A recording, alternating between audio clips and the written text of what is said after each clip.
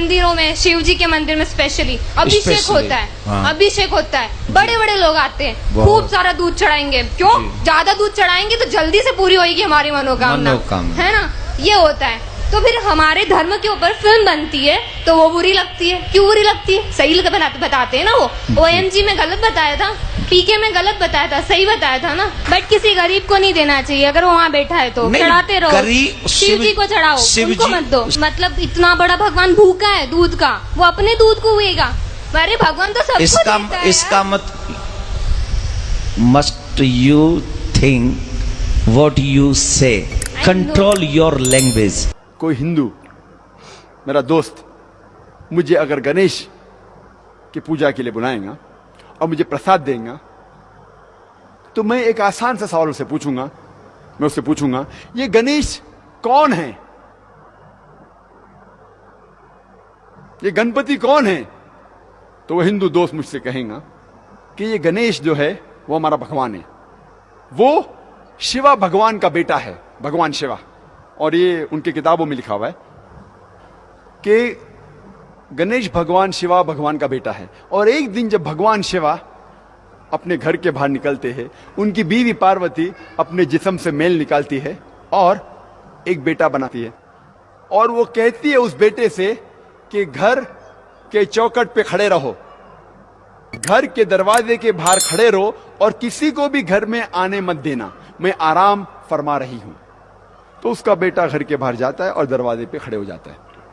कुछ देर बाद भगवान शिवा वापस अपने घर पे लौटते हैं और जब घर में दाखिल होने जाते हैं, उस वक्त उनका बेटा उन्हें रोक देता है और कहता है, आप इस घर में नहीं जा सकते, आप दाखिल नहीं हो सकते, क्योंकि मेरी मां आराम फरमा रही है। शिवा तेज में आके अपने बेटे की गर्दन उड़ा देते। तो मैं कहूंगा मेरे हिंदू दोस्त से, आपका भगवान अपने बेटे को नहीं पहचान सका, कल जब मैं मुश्किल में रहूंगा तो मुझे कैसा पहचानेंगे? और ये हिंदू दोस्त आपसे कहेंगे, आपको कहने की जरूरत नहीं। और ये कहानी आगे बढ़ती है कि भगवान अपने बेटे का सर इतना दूर उड़ा डालते कि वापस नहीं लेके आ सकते, तो लोगों से कहते कि पहले जानवर जो नजदीक में आएगा आपके, उसकी गर्दन उड़ाओ और मेरे पास लेके आओ। तो पहला जानवर जो उनके सामने आता है वो है हाथी। तो वो हाथी की गर्दन उड़ाते और शिवा के पास लेके आते और भगवान शिवा अपने बेटे के सिर पे लगाता है और वजूद में आता है गणपति, एक लड़का जिसके सिर की जगह है हाथी का सिर। मैं कहूंगा अब इसको भगवान मानते? मेरा दोस्त कहेगा, अरे जाने देना जाकिर, ये तो कहानी है। अरे लेकिन ये आपका भगवान है क्या? अरे जाकिर जाने देना, ये तो सिर्फ कहानी है। मैं कहूंगा आप मुझे साबित करके दिखाओ कि गणेश भगवान है और मैं प्रसाद खाऊंगा, क्योंकि कुरान में लिखा हुआ है कि अल्लाह के नाम का खाना मैं खा सकता हूं। बोलेगा जाने देना जाकिर, ये छोड़, कहानी है ये सिर्फ मेरे मजहब में। मैं कहूंगा नहीं, मुझे साबित करके दिखाओ, अभी मैं उसके पीछे भागूंगा। और ये बहुत आसान है, हमें किसी भी गैर मुसलमान के खुदा को गाली नहीं देना चाहिए।